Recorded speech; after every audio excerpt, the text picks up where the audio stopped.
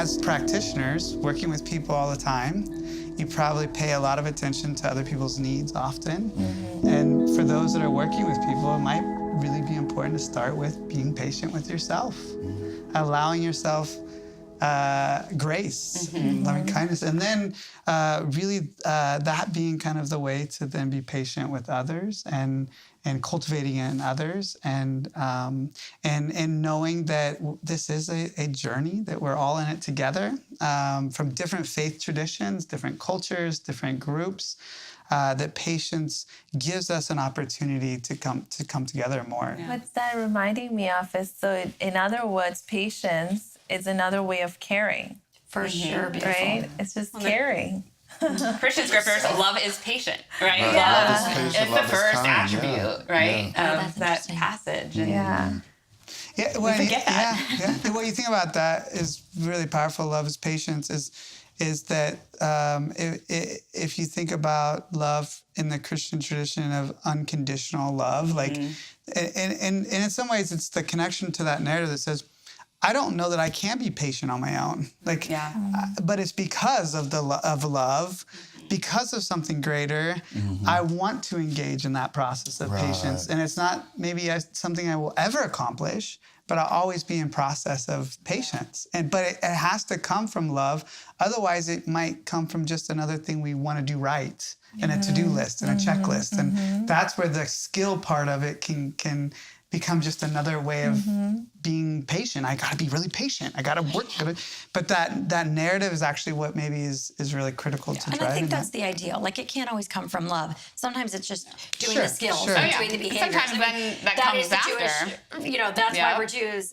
We say that behavior first and faith follows, right? Sure. And so sometimes it's just doing the work and acting patient even when you don't want to. Yeah. And the love will follow. Because if I'm waiting all the time for that love to feel the patience, I'm real worried about my timing.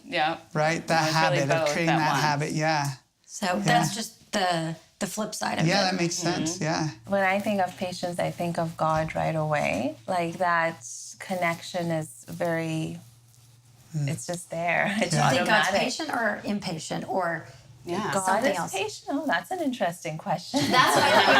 I think God is the most impatient. Interesting.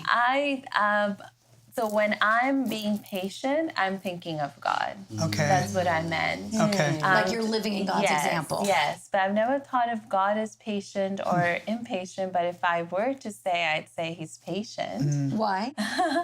Because look at us. The world that we're in, the choices that we but made. God has these temper tantrums all these time throughout the Bible. Like, what are you doing? You're so terrible. I feel like God is the most impatient. Those are there. And yeah. there are a lot of the other times too. And so I guess the two other characteristics I would back it up with and why it feels so natural to me is mercy and humility. So when I think of God, I think more of him as being the merciful or the most merciful, which is one of the names of God. And the other of humility as a person. And so to me, I don't equate patience in response to suffering. So suffering feels like such a heavy word. And so hearing you saying that, I was like, oh, so the word in Arabic for patience, which is often translated as patience, is sabr. And it actually means a lot more than patience. Sabr has two meanings. One, the endurance of hardship, but the other one is steadfastness in good. So it's this idea that, there is that suffering, and that's when you're enduring it, you're persevering through it. So it's a very active way of responding to it in that way.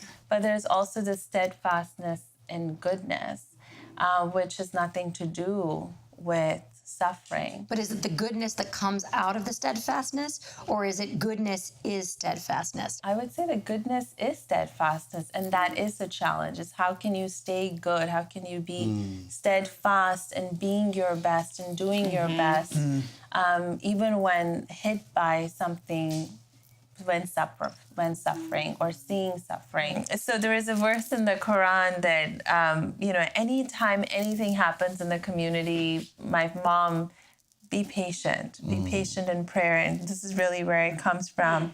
It's chapter 2, verse 45. Seek help in patience and prayer, and truly it is hard, save for the humble-minded. So there is something about the combination of patience with prayer, so it perhaps comes from prayer, and that it's also possible or more attainable when you're humble-minded.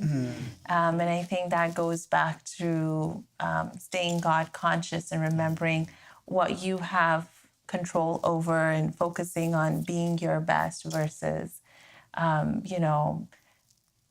changing the world because you think you're all that. We have a story that piggybacks exactly on that, which is that in each pocket you carry a small piece of paper.